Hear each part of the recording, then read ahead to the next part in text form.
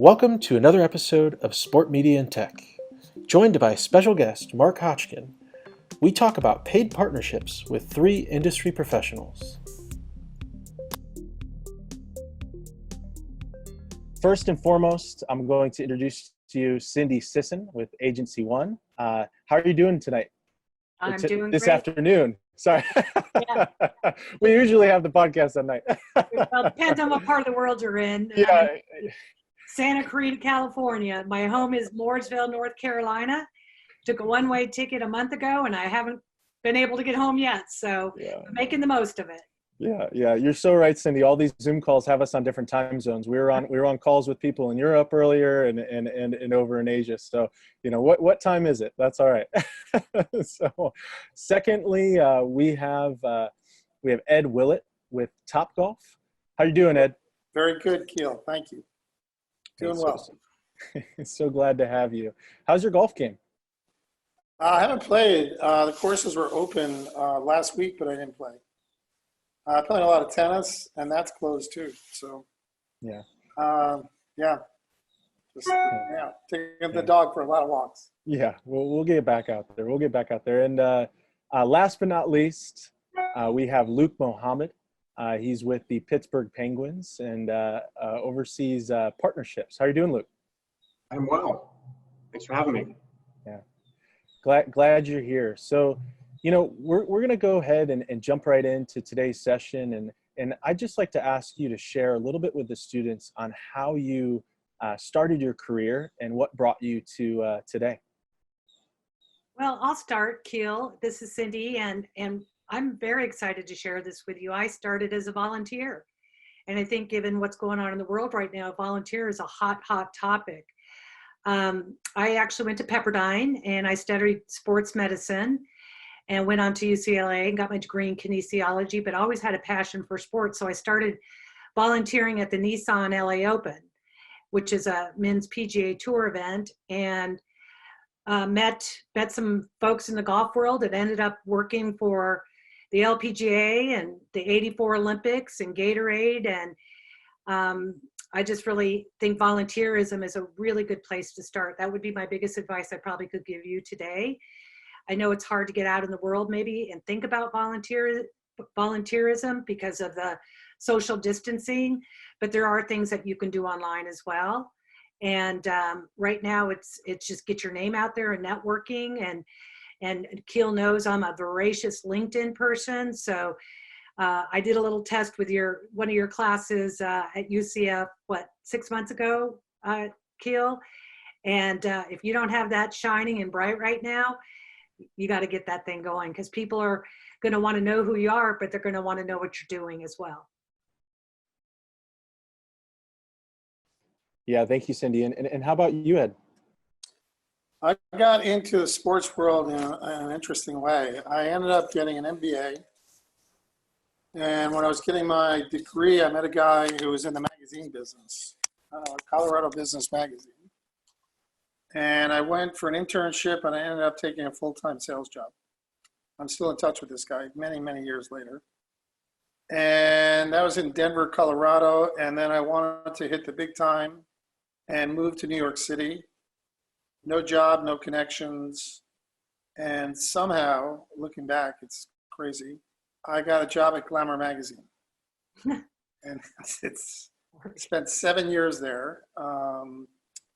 And I realized towards the end, I couldn't read, it wasn't my interest level, obviously. And I said, why don't I work at Sports Illustrated, which I've read since I was a kid. And at the time, SI was like, this big leader. And I went and interviewed there. A couple of people say, you'll never get a job there. You're coming from a women's magazine, Long story, interviewed and got an offer. And I remember walking in the first day, there was a sales conference, and I could not believe for the first time, it was not work, it was so fun. We're sitting there talking about the Olympics and the NFL season, and it was just eye-opening. So I always tell people, work where your interest level is, because it's much, much easier and more fun. And from there, I ended up, working at ESPN and now Top Golf, and it's just been great. It's, I never feel like I've always been interested in where I work, and it's so much better when you are. So that was, I kind of went for it, and it worked out really well. And how about you, Luke? Yeah, so so I did undergrad at Robert Morris University, and it was funny as a student, I was sure that I didn't want to do sales, and I knew that I wanted to do marketing or social media or operations or community relations or anything but sales. And the way I actually ended up at my first gig was I took an internship with the Dick's Sporting Goods Pittsburgh Marathon, and I hated running, absolutely hated it. But I was like, you know what, it's a good way to get started in sports. And so my job was to get bands to play on the course, which was like so random. And looking back, it was probably the most difficult sale of my life because I was calling bands and asking them to play for free on a Sunday morning. They had to be there at 5 a.m. before roads closed, and they have a tent if it rained. They didn't get paid. I already said that. There was no actual crowd, right? Because people were running by. And most bands were getting home, Saturday sometimes at 3 a.m. from a gig, not starting Sunday. But what I did is I ultimately learned like what they wanted, and usually it was just like some swag and to be on our website, and ended up my first year we had 15 groups on the course. My second year when I was still an intern, they challenged me of, hey, if you do well at this, there might be a full-time job for you at the end of the tunnel. And so we took it from 15 or so groups to over 50 groups. I was offered a full-time job. Got to do all the things that I thought I wanted to do: operations, marketing, community, social media. Didn't really like any of them, but ended up finding my niche kind of accidentally with partnerships, working in partnership marketing and partnership sales. So ended up where I was full-time selling and servicing our clients there. Was at the event for a total of 5 years. And then I moved to Tampa, right down I-4, to go to grad school at the University of South Florida. Spent a year at Ironman Triathlon when I was there, a year at the Tampa Bay Sports Commission, 5 years at DC United in partnership sales, and about 30 days here in Pittsburgh with the Pittsburgh Penguins in partnership sales.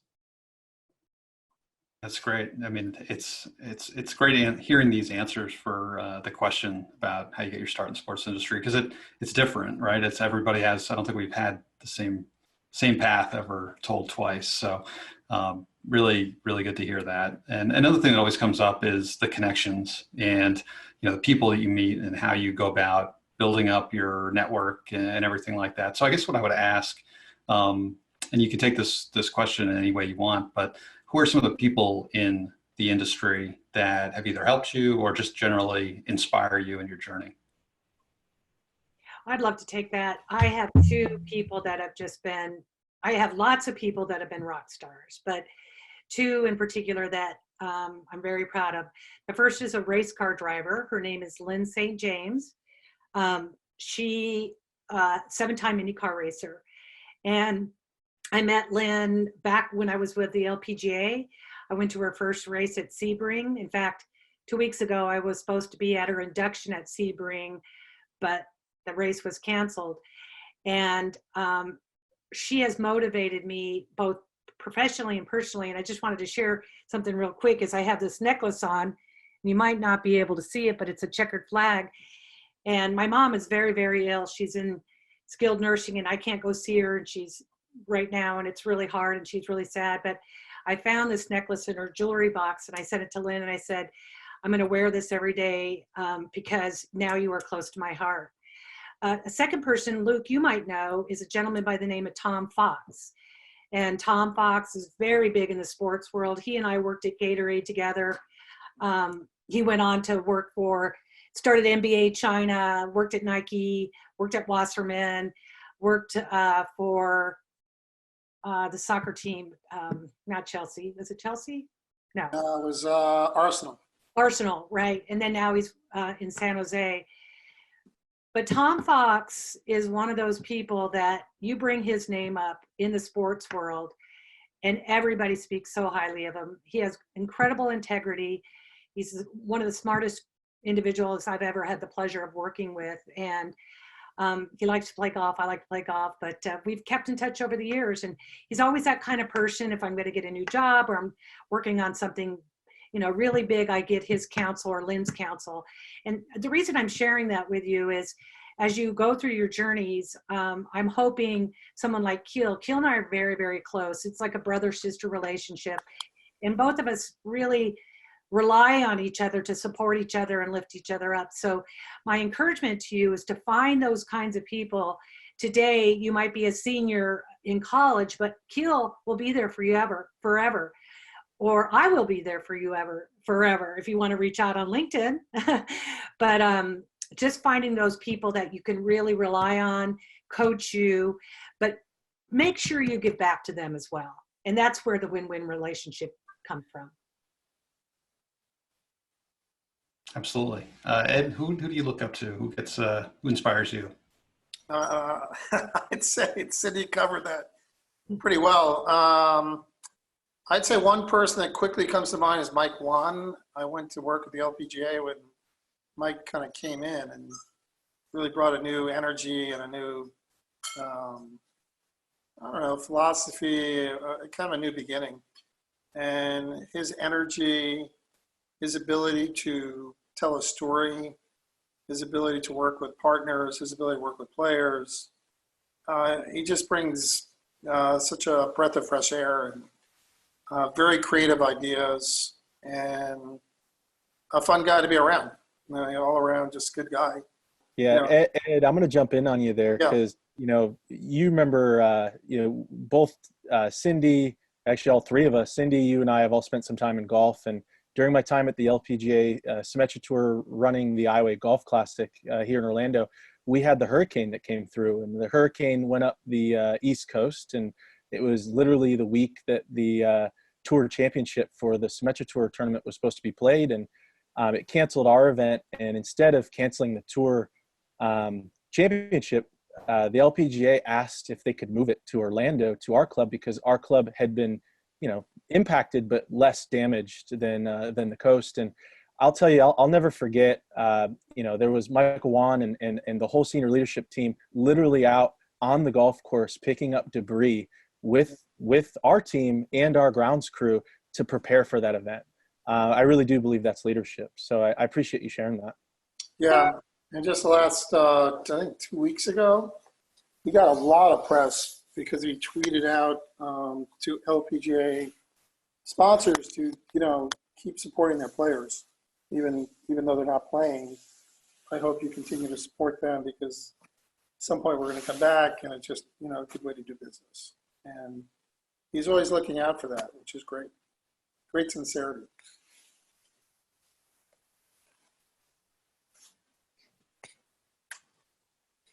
And Luke. Luke, you go ahead. Sorry.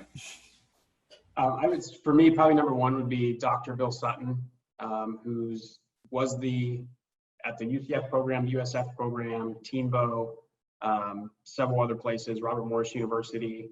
And I think what's impressive about him is one, he's worked in the field and he's taught, and it's a rare combination of someone I think has that much experience in both.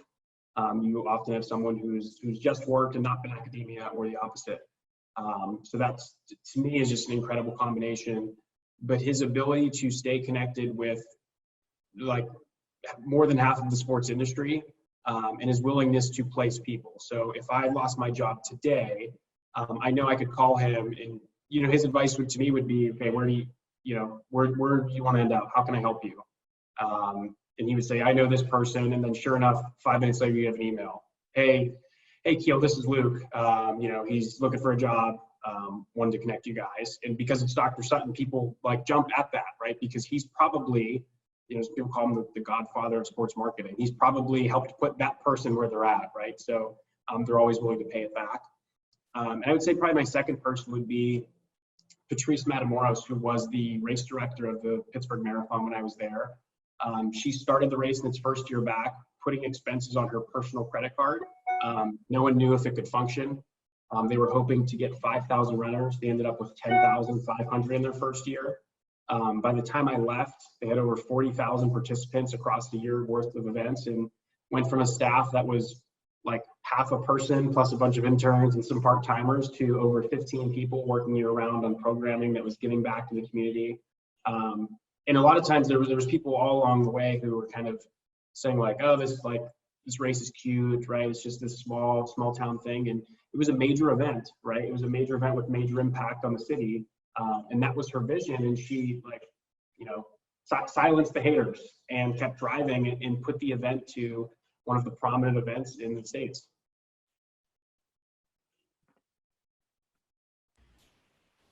Yeah, it's amazing the people that help us during our career. And Luke, you brought up the point. If you were to lose your job, that's the first people you're going to think about in this. And I want to transition to talk about the elephant in the room. And there's a lot of people going through tough times right now with COVID-19 and the coronavirus, and just the shift in the marketplace, and it's put a pause in our industry. So the next question is, how is this current environment impacting your day-to-day work, and what are some of the encouraging things that you've seen with the teammates around you? Well, as a consultant to companies that are doing good things already, what I'm finding is, you do have to walk this very delicate line of, call it asking for money or asking for sponsorship. But if you spin it around a little bit, that you're not spinning around, but you make a statement or put your foot in the ground that you're doing something for the betterment. We had spoke to Luke earlier about doing more in his community. That's what the Penguins are doing. Then your sponsors are going to remember that do good stuff that you've done. So when things do turn around, they're going to remember that you didn't go silent, but you tried to make a difference in your community. And so I'll give you an example. You're all at home, right? And at 7 o'clock in the morning, you got those landscapers coming out with those mowers and those blowers and those trimmers. And you're kind of at the point right now, you want to sleep in a little bit, but you hear all this noise going on, right? So I have a client called Greenworks, and I work with them in the sports world. So I make introductions, and I'll give you an example. We did a big pilot with the Mercedes-Benz Stadium with Scott Jenkins, another one of my heroes. And in 1 year of going from using in that stadium, from sweeping the stadium because they can't use gas because it's a lead platinum stadium, they use battery powered, and we saved them $600,000 in labor costs. And so what's happening is all of a sudden I get the Yankees calling me and others teams saying, oh, Greenworks, we're hearing how great you're doing, but we'll use your product if you pay us $1 million. And I'm shifting it around saying, why would I pay you when I can save the Mercedes-Benz Stadium $600,000? What, in the last 2 weeks, I'm amazed at how many sports teams are calling us right now saying, hey, I'm home. I went to Lowe's. I knew about Greenworks. I bought a mower. I bought a blower. I love the equipment. When we get back on track, we want to start using your products. So I'm just it's kind of a weird analogy, but it's one that's working. Because it's for the betterment of our world. Less noise, less gas. And I think for all of you out there, if you're thinking about sponsorships are going to change dramatically. It's just not going to be a logo on a wall or a Instagram post. It's going to be about making improvement in your community or the world. And that's how we'd be shifting our focus on the future of sponsorships and sponsorship spending. For Topgolf, things have changed dramatically quickly. One of our core values is caring as a company. So a lot of the venues, when they got closed by the government decrees, started working in the communities, helping. We had a lot of food left over, so they had food drives. They cooked meals for volunteers and hospitals. So there was a quick outpouring of what can we do for the community. In terms of future growth and opportunities in sports, I think you should feel encouraged because I think sports is going to be a very big growth curve and a big part of the explosion when the world opens up again. I think there's going to be a hunger for sports on television. I think there's going to be a hunger to go to games together, families, especially when baseball starts up. Obviously the NFL, and I think it's going to be one of the first places you'll see, hopefully, crowds getting back together when it's possible. And I think sports is going to drive the economy in a big way. So I think there's opportunity. You have to be patient, but I think from a career and job perspective, there'll be opportunities. There'll probably be opportunities we don't know because of how this is all shaping things, probably healthcare or other areas that could dovetail with sports. So actually it could be a very exciting next couple of years and a lot of job growth once the economy comes back. I was watching Andrew Cuomo's press conference. He's done a great job, and he went like this: your lifespan is this big. This blip is important and it's hard, but it's gonna pass. So from a career perspective, you have a very strong sports career. This is a little start, and it's gonna get much bigger and brighter. So I'm very optimistic. It just, right now is a little bit of a difficult time. Yeah, so at the Penguins, right, so our season's at a pause, and no one knows when or if it'll start again. So what we're doing on the partnership front is we're looking at our roster of partners and seeing who we can support. So there's some businesses such as UPMC, whose medical facilities are probably busier than ever.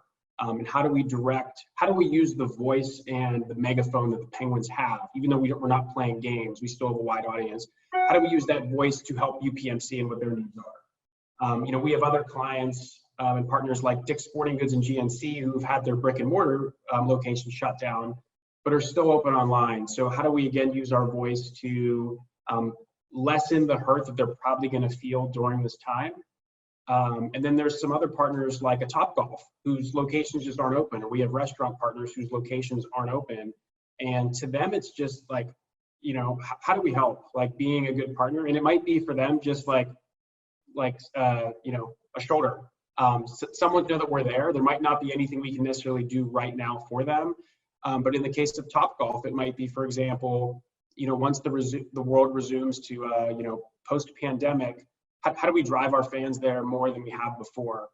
To Ed's point, I think, right, there's two outcomes here. Outcome one is the world ends, right, and like none of this matters. Outcome two is we come out of this, right, and everyone who's been kind of just festering in their house for the past 2 weeks plus is going to be ready to go out and, if they've been fortunate enough to keep their job, to hopefully go to sporting events, to travel, to do the things that you've been unable to do for the past several weeks. And so on the sports front, like for us, it's not a time to rest. We need to be ready because who knows? Maybe they announce tomorrow, right? We're in the clear, and the NHL is coming back in 2 weeks. Maybe they announce in 12 months. Like who knows? But it's important to be prepared. I think the people in the sports industry, or really any industry, who are proactive in trying to predict like what's going to happen, right? What's their post-pandemic plan, are going to be the ones who will see a lot of success coming out of this. And be able to make a positive out of a time that's really challenging for a lot of people. Yeah, I love all those answers. I mean, I think if we know anything, we know that things are going to come back, but they're not going to come back the same way. It's going to be different. And when things change this much, the other thing you can count on is there's going to be opportunities that didn't exist before. And it's up to people to kind of create that future and find those little areas that maybe weren't thought about enough or weren't important 4 months ago. And now in 4 months from now, they're going to be incredibly important. So I agree with all of you. I think there's definitely some real opportunities for the people who are bold, the people who are forward thinking, the people who are willing to go out there and see things differently. Switching back to kind of, hopefully when we get back to things being semi-normal, I think as people in the sports business, especially in the 21st century, we're all in the storytelling business of some kind. We're all about telling stories to fans and connecting with consumers, and fans. And sports are very unique because you have such dedicated people to an organization. So you're all in partnerships and sponsorships. How do you use partnerships and sponsorships to tell the stories and connect with those fans? Well, storytelling is very hot right now. And it's funny, one of my other clients is a company called Tech Force. It's actually a foundation. And this foundation's 14 years old right now. And we basically raise money for scholarships for kids to go to automotive tech schools. We're also an advocacy group to teach moms and dads it's okay for your kid not to go to a four-year college. graduate, have a lot of debt, don't have a job afterwards. And we're out looking for stories right now of technicians, students that are doing things in the automotive world. We're out there lobbying to keep the automotive world, dealerships, technicians, small shops on the essential list right now. So we're out there looking for storytelling. And if anybody have a story, please send it on. But one of the chapters in my life that I'm very proud of was I was the president of a company called Hop Sports. And Hop Sports filmed professional athletes and celebrities doing fitness videos. And while the kids were maybe doing their jumping jacks, we were teaching them how to count or their ABCs or about world water supplies.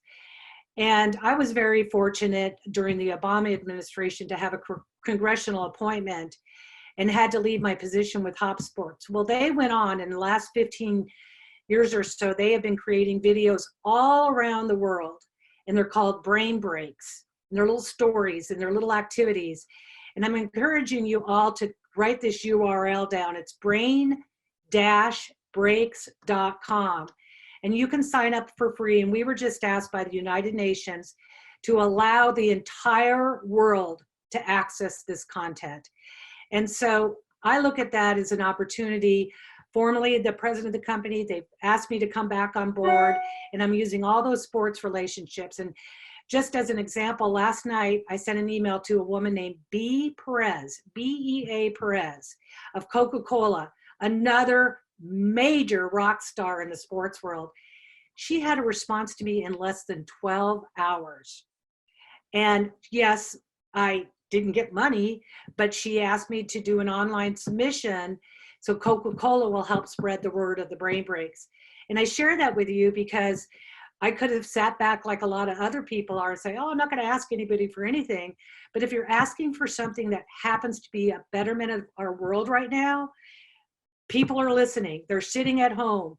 They have more time on their hands. So if you're working on a project and it's something good, I would not be afraid to ask a question. Asking for money is a little difficult right now, but asking to share resources or storytelling or things like that, you've got a world audience at your fingertips right now. Mark, good question. We just hired in the last year, we just hired a trainer to train the Topgolf Partnership Group in storytelling. So very, very good question. The idea is most salespeople, or at least our experience was, are quick to bring up attributes, go through a deck and not tell the story of the brand. So we wanted to train everybody on what the story of the brand is, but in their own voice. So everybody submitted videos, the trainers went through. And one of the key things for Topgolf, we call creating moments that matter. So if you go to Topgolf, everybody working there is actually hired Disney Institute to train everyone on teaching them how to create moments that matter. So Keel brings his kids and, they know it's a birthday. Hey, go downstairs, make some balloon animals and bring it upstairs. Small things, but memorable. So we're trying to train the sales staff on the same thing. And let's say we call on Cindy, that we see something in her office or whatever, at Gatorade, she worked at Gatorade.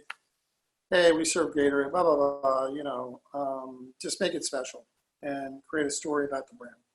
So that's what we try to do. Honestly, some salespeople are better than others. You try to integrate your own sort of anecdotes to kind of go through the story yourself. So that's what we are constantly trying to get everyone to tell a story about the brand and make it relevant for who you're working with. I had to run off screen and grab a book that our entire department is reading called The Power of Moments. Such a good book, and to echo what Ed said, that's such a key part of storytelling, and whether that's storytelling to get your next job, to close a partnership deal, whatever that may be, specifically to partnerships, people don't buy assets. There might be assets that are part of a story, But the story is ultimately what is going to hook someone. So an example I'll use from my DC United life is there's a lot of government contractors. So there's these massive companies who have sometimes thousands of employees who aren't making a consumer product. So like Boeing or Leidos would be a good example. And underneath them are dozens of other companies that are large and support them. And so when I approached one of them, their response is usually like, we don't do sports marketing, right? We're not a Coca-Cola, we're not a Geico. We don't have the budget for that. And I would look around their office and I'm like, clearly you have a budget for something, right? There's these super these Google type offices, right? Like everything dressed to the nines, very high tech. And so I'm like, okay. So you start digging what is your challenge? And to them, their challenge was retainment and recruitment of employees. So in the DC area specific, right, you have 100 companies battling for the best engineering talent. You throw Amazon HQ2 into the region, and all of a sudden, just nice offices and paying more money might not be enough, right? There needs to be a story about your company. So in DC and similar in Pittsburgh, it's a story of how our brand can be like their company. So the Pittsburgh story specifically, so I love this one, and I grew up in Pittsburgh, so it speaks to me well, is they did a brand study about a decade ago of who are the Penguins, right? What does that mean to people? And so they asked questions like, if every sports team in Pittsburgh was a vehicle, what type of vehicle would they be? And so the Steelers, right? When you hear Pittsburgh, a lot of people think Steelers. The Steelers were a big pickup truck or a Hummer, right? Just a large vehicle. The Penguins were always like a sports car, like fast, sleek, edgy. When it came to an animal, the Steelers were like a lion, right? The king of the jungle, a bear, like a big, large, powerful animal. The Penguins were a leopard or a cheetah, right? They were fast, they were quick. And that represented our brand attributes. So when you have Google and Uber who have tech hubs in Pittsburgh, do you want to be like fast, agile, quick, right? Those are attributes that they want. And so we can help them of look, Uber, Google, other companies who support that. Here's how we can help you retain and recruit the best talent to make sure that your brand, and Uber and Google probably aren't the best examples because they are often looked at as edgy and tech central, but think of all the companies you haven't heard of who have 500 employees who support them. How do we make them kind of look and feel a little more like the Penguins, look and feel a little more like Google and these edgy companies, edgy in a good way, to help them with their goals? And that all comes from a story, right? And at the end of their story, there might be a sign that comes with that. But if you lead with the sign, no one's going to purchase. The analogy I always use for partnership storytelling is a sign is like, think of your partnership as a house, right? And a strong house has different pillars, and in partnerships, it might be social, it might be community, it might be brand, it might be drive to retail. And your sign is kind of like the front door, like it's the most visible thing. Most houses have a door, but a door doesn't make a house, right? It's just part of the house. And so if you were trying to sell someone a house and you just showed them the door, right, you probably wouldn't find much success. Hey, Mark. Yeah. Oh, yeah. Go ahead, Cindy. Sorry. I wanted to add to this because I love that. I love both of what you guys said. But not only about storytelling, it's before you get into the room is understanding their personal story. I have found great success if I'm going to meet with somebody the first time. Maybe I'm doing voyeurism, I don't know, but I look at their Facebook and their LinkedIn or their bio on their corporate. If you just have 3 or 4 nuggets, like what college they went to or what sport or what their passion is, and you bring those organically into the conversation, wow, it's powerful because the person thinks, wow, she took the time to actually know who I am. And you'd be amazing how you're sitting face to face and you have all these dots to connect, and it just brings down the walls immediately. So I charge you before you go out and have a job interview or something like that. I know we're talking about selling sponsorships, but we got to get you a job first, is make sure you know who you're talking to and you know what they like, and that relationship building. And another key thing is in today's world, we meet somebody and we send them a text or an email, hey, great to meet you. I still do the old school way, is I do calligraphy. I write a thank you card every single time. And you'd be amazed at the power of the pen. So those are some little nuggets I want to partake to you guys as you're out there looking for your jobs. Because you've got to start there first, and then we'll start working on the sponsorships as well. Yeah, it's a great way to stand out, especially in a digital world with the little analog thank you note and message. I've gotten some, I've sent some. It definitely seems to make a difference. Mm.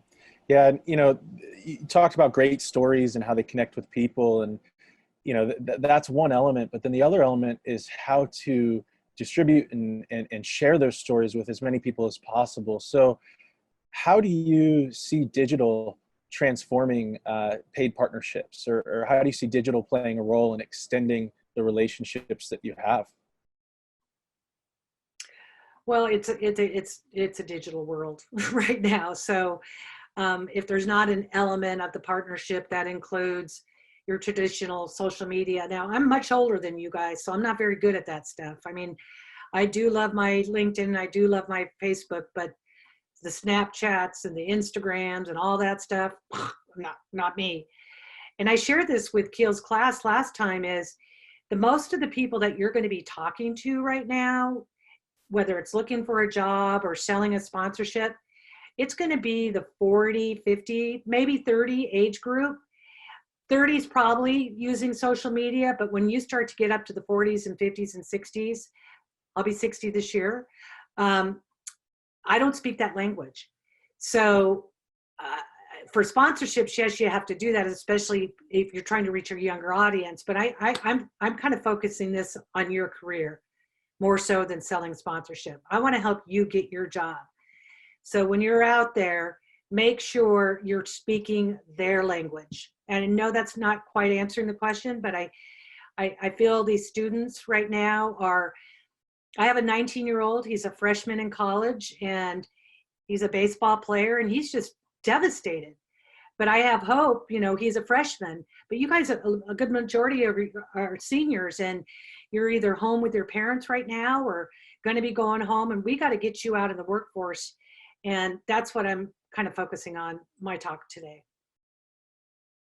For digital, really depends on the client we're working with. Obviously, a very big part of what they're doing. It really depends on the return on investment they're looking for.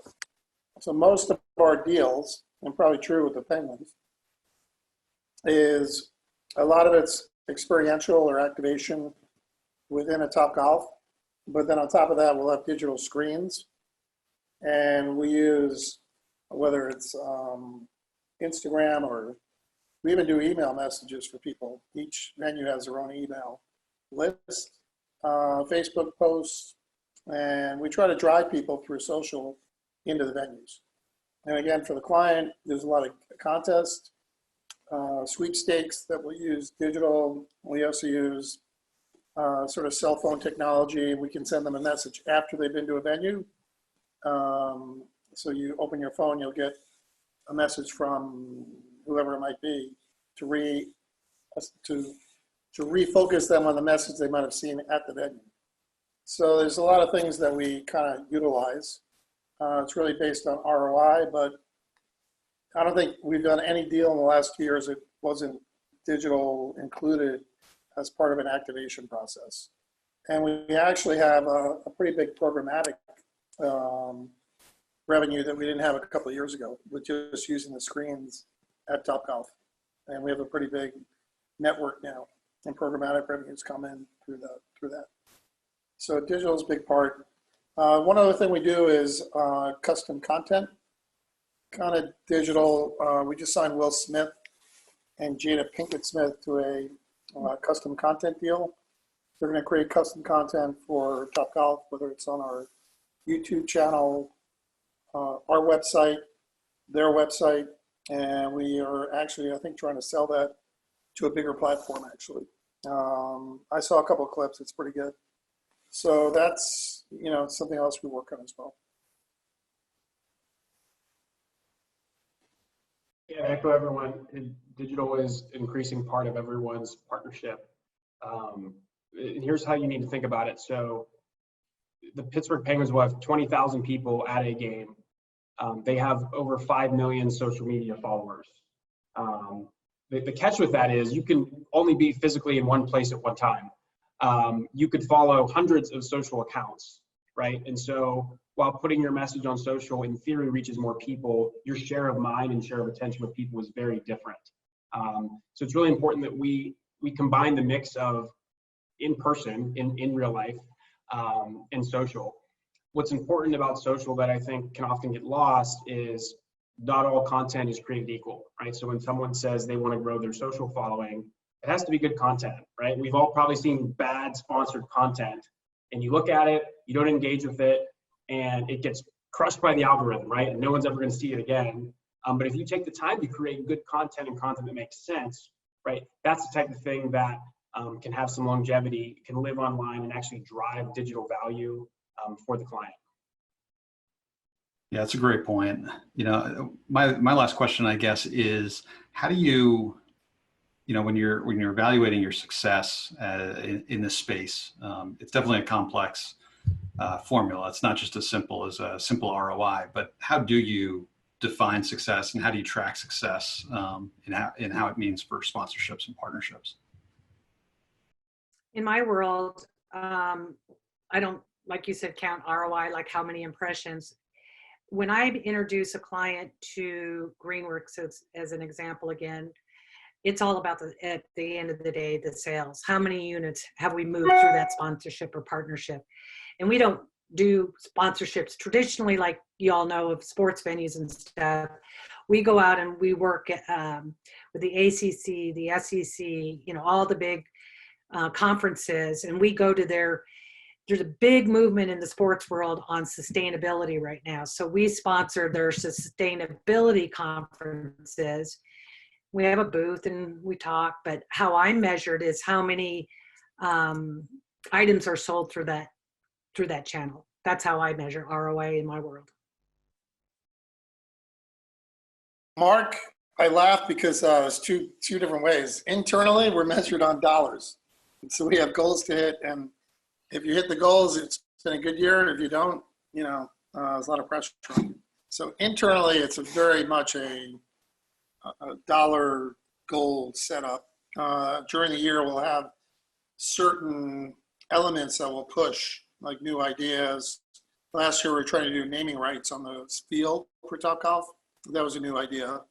And the company will put pressure on something like that. We might incentivize the sales staff to go out and try to get a sale around that. We've also done a lot of contests internally. Externally with clients, we usually try to get their KPIs, their key performance. If it's a new brand, they'll want certain samples or brand awareness. Digital platform only, much more difficult to kind of come up with a ROI, but basically try to work with each client individually, customize the program, and hopefully come up with some kind of measurement. But all the years I've been in the business, I know there's a lot of companies like Navigate and others that try to come up with a formula for that return on investment. And within sports, it's hard. I know Budweiser last year tried to do or they're still trying, I think, a performance, pay for performance, which was kind of bold on their part. It's just hard. There's so many elements that combine. But we try to work with clients and try to get to a point where there's some understanding of what they got back in return and value. So 2 different ways to look at it. Yeah, internally we'll be quantitatively looked at revenue, right? We'll have a revenue goal. Did we get to it? And then we'll look at, you know, some qualitative feedback from our partners, right? Are they, what are they telling us? Are they pleased with us relative to other sports properties they have? You know, when you get feedback like we work with 10 teams and you're our favorites, right? That means you're doing something right. It's interesting from a partner perspective because there are some who have created or have attempted to create like a solid way of figuring out, you know, for every 1,000 impressions, they'll get, you know, 10 conversions to their website, and of those 10, 1 will buy the product, for example. And so you can then play to that formula and say, okay, well, here's how many impressions we offered you. There's some, like I've had some people who said they watched a game on TV and they saw their sign and that like did it for them. They were like, to them, that made the partnership work. And you're like, well, you know, that's probably not the best metric, particularly if, they're looking for the sign, right? They've made that part of their partnership, so they've got an active eye for it versus your average user. So it's really understanding the person in the company of how they're going to be measured. So if the person, I was referencing the government contractors earlier, if they're, as an organization, challenged to decrease employee turnover, let's say from 10% a year to 8%, you can say, okay, well, what factors go into people leaving? What factors go into people? The question is, how do we play? So what we'll do is we're going to put 2 words on the screen, and each of our panelists is going to pick a word. So first choice is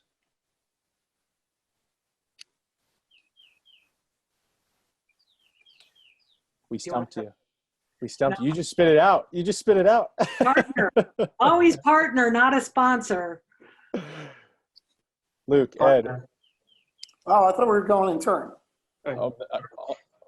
I'll say, to me, when I see this, we consider the selling process, selling a sponsor into our program, but we consider that sponsor a partner.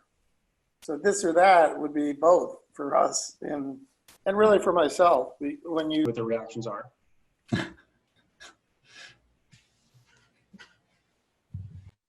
All right, and next choices here. In person. Always better in person. Always better in person. Everything's better in person. In person. Yeah. Or video call, if that's as best as we can get today. Mark, what do you think? Yeah, I think so. I mean, I think digital does offer a lot of opportunities, whether it's like on LinkedIn or I mentioned it on one of our previous episodes. I've met a lot of people via Twitter using it as a way to just make a point of, and shoot some information back and forth, and then eventually you can turn it into something in person. But in person is always where you want to end up. Yeah, in person as well. And our next choices.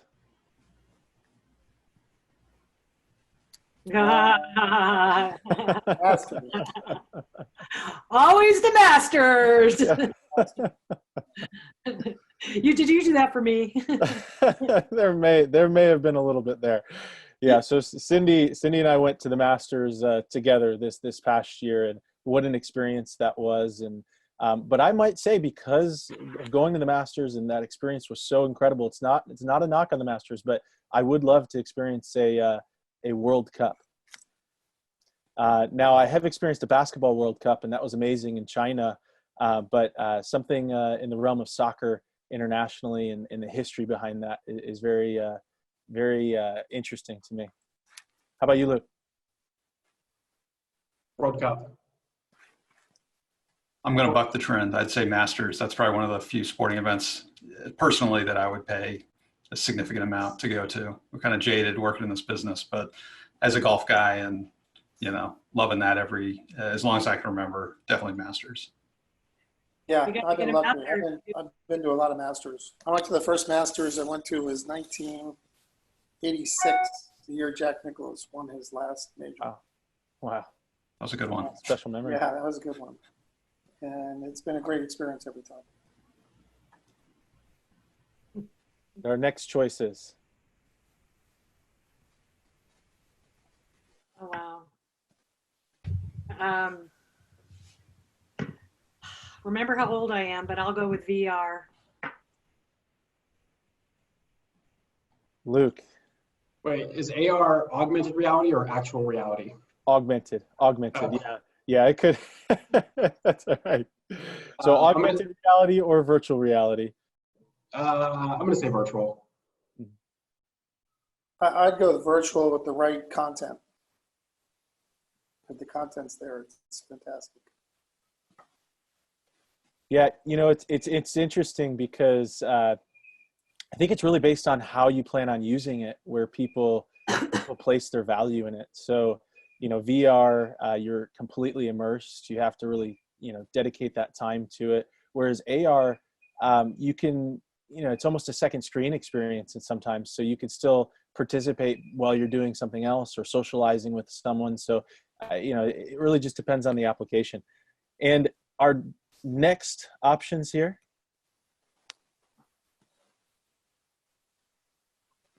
Wow.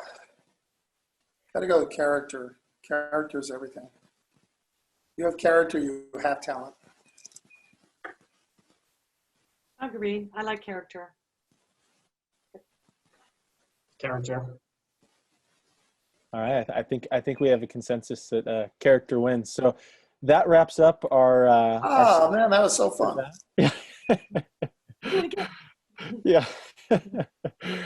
And we're close to the end of our segment today, and this is where I'd like to ask each one of our panelists to share a direct message with the students.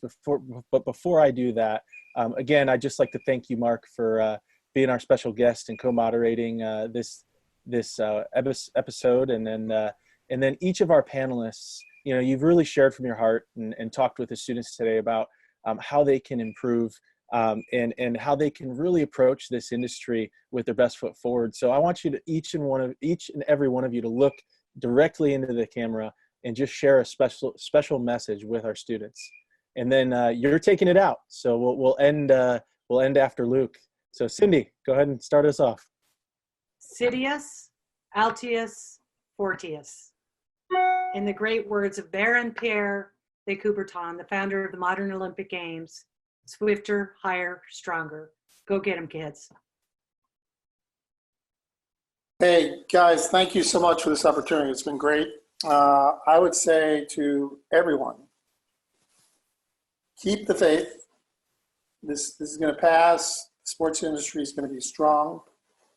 And bring ideas. Bring ideas to whoever you're talking to. Bring ideas to interviews.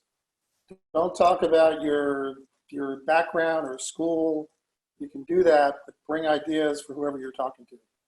If you're talking to the Buffalo Bills, bring a couple ideas about their business, how they can improve it, and maybe something they haven't thought about. But ideas, and you're going to do great.